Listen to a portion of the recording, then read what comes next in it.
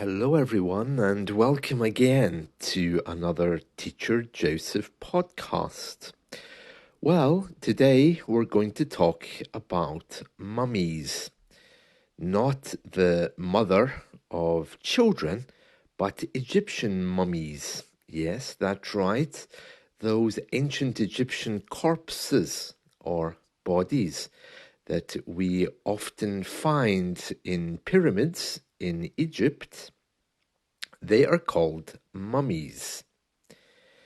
In the news this week here in the UK, we've been told that it's politically incorrect to call them mummies. A news report from yesterday has informed us that to call them mummies is, first of all, disrespectful, and secondly, archaic.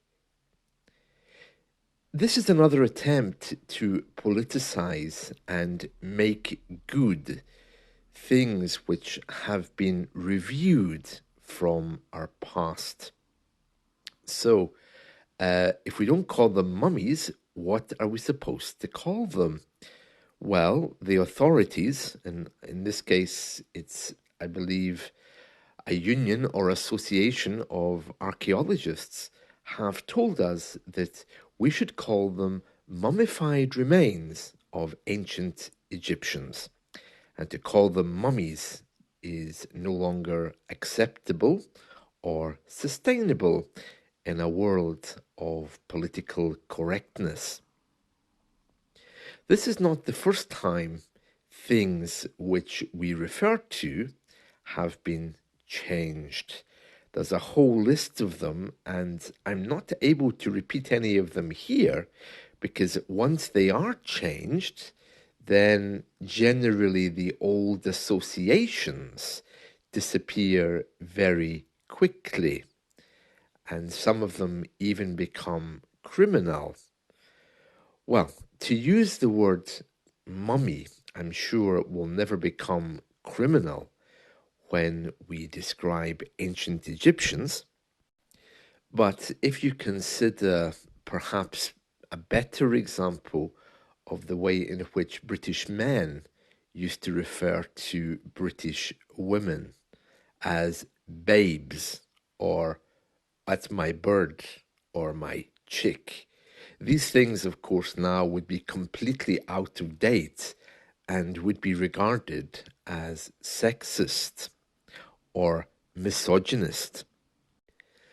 Perhaps another example which I can use for the purposes of education is the fact that here in the UK, English people in the past would have referred to Chinese people as chinkies. They would have referred to Latin people with other names as well, and indeed other nationalities and colours by various nicknames.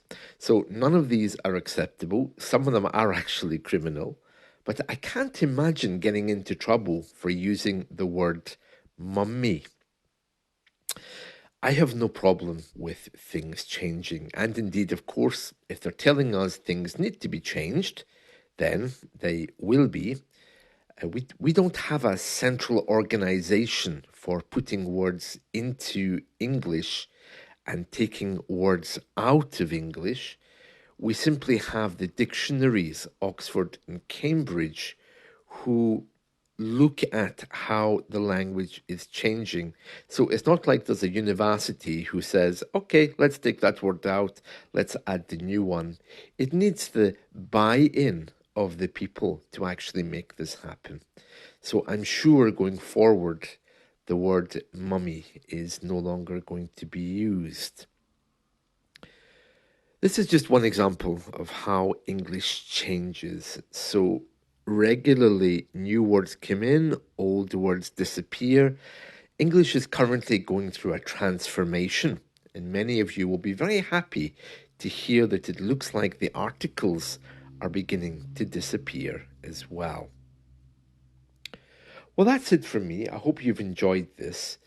I really just wanted to let you know that if you're going to refer to a mummy in the museum, It's now going to be a mummified remain or mummified remains of a corpse. That's it from me. I hope you've enjoyed this. See you. Bye.